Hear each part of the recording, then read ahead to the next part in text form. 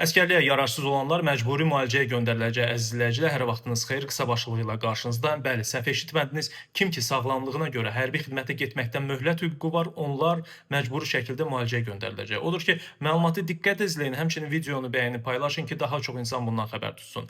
Yeni qərarla hərbi xidmətə çağırışda bir sıra yeniliklər edilib. Çağırışa qədər yaşda olan gənclərlə çağırışçıların tibbi müayinəsi prosesinə yeni tənzimləmələr gətirir. Əvvəlki qaydada tibbi müayinə zamanı diaqnozun dəqiqləşdirilməsi və ya müalicəyə ehtiyac yarandıqda gənclər yalnız əlavə ambulator və ya stasionar müayinələrə və ya lazım gəldikdə müalicəyə göndərilirdi. Yeni dəyişiklik müalicə məsələsini daha konkret və məcburi hala gətirir.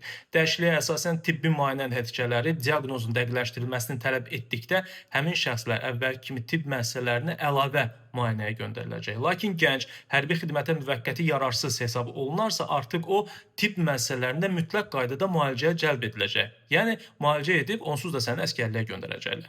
Proses dövlət büdcəsinin vəsaiti hesabına, xidmətlər zərfində nəzərdə tutulduğu halda isə icbari tibbi sığorta çərçivəsində həyata keçiriləcək.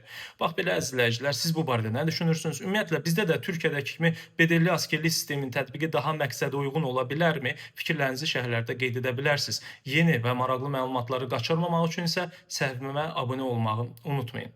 Özünüzdən müğayət olun.